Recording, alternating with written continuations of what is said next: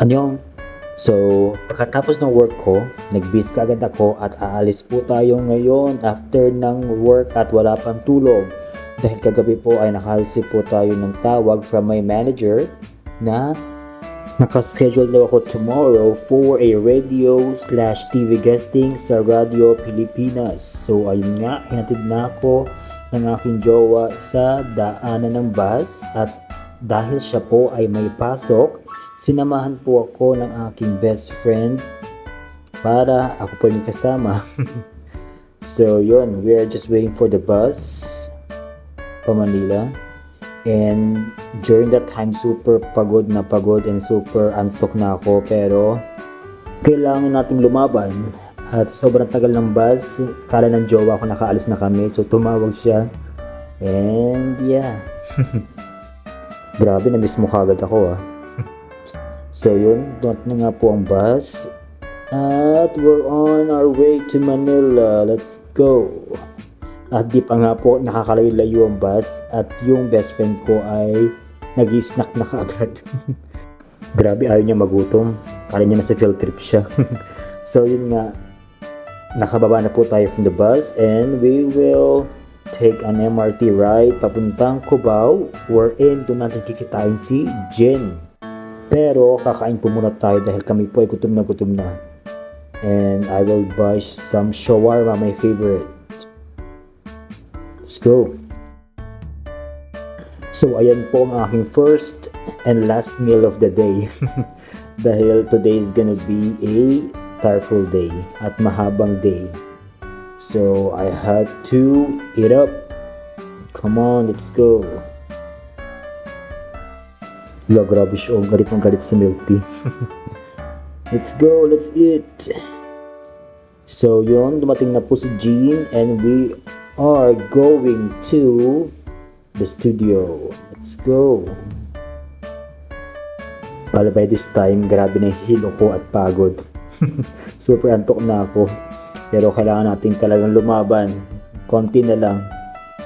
So yeah, we're here. So bali, we are just waiting for our manager. O yan, bilangin nyo kung makakailang kaway ako dyan. So yeah, we are just waiting for our manager. And bali, pinaupo muna kami ng guards sa lobby.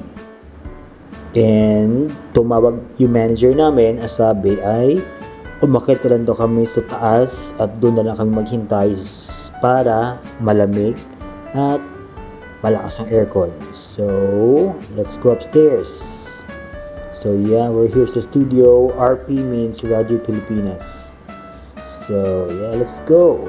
Let's go upstairs. Bali, ang palang suot ko ay hindi ko pinag-isipan. Kung ano lang dinampot ko sa aking cabinet, yun lang sinuot ko. Dahil wala na akong time dahil biglaan nga po lahat-lahat. So, kung ano yung nakuha ko, that's it. Ayoko na mag-isip kung ano-ano pa. So, we are just waiting for our manager. Oh, di ba nakadalawang kaway ako dyan? Bale, after this pala is dumating na yung manager namin na si Miss Rachel D. And nagkaroon na kami ng konting briefing. And start na po tayo. Yes? Ayan. Dito talaga akong tawang-tawa kasi yung setup ng camera o yung setup na to is para may kamukha. Yun pala, yung sa Tulfo. Isa po siyang K-pop and P-pop performer at isa rin siyang content creator. Para mas makilala natin siya at para mas maintindihan natin kung ano yung ginagawa niya, tawagin na natin ang ating pong kasama ngayon live sa studio, si Jam Pong. Yan, Jam Pong, magandang hapon at welcome po sa ating palatuntunan. Yan. Magandang hapon po. Mga viewers at Yan, hello din, hello. Jampong, yan. So, Jampong is your screen name. Yan. Yes. Ano pong screen name? Yan, ano ba yung real name mo, Jampong? My real name is John Paul David. John Paul David. Yan. And kaya naging Jampong kasi Ayan, everything went well. Natuwa sila sa aking performance today. Very me daw. At lumabas na yung totoo kong personality. And yeah, super saya din kasi this is my first guesting under my new management, which is Tala artist management. So I'm so happy that I am being handled by a responsible manager. Miss Rachel D, thank you so much po for taking care of me and your artist. So yeah, hopefully someday maging successful tayo. And I promise na kapag dumating yung panahon ngayon, I will never leave this management because this is where I officially started. So yeah, after that is dumiretso na kami ng Cubao kasi we will be having some short meeting before kami maghiwa-hiwalay. Hindi ko na siya na-videohan dahil yun nga ay meeting, pero na-excite ako sa mga mangyayari in the future at sa mga plans niya sa amin. Grabe.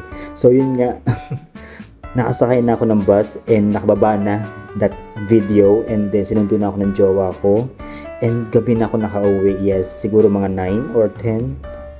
And yeah, home sweet home. Grabe yung pagod. Sa wakas makapagpahinga din ako.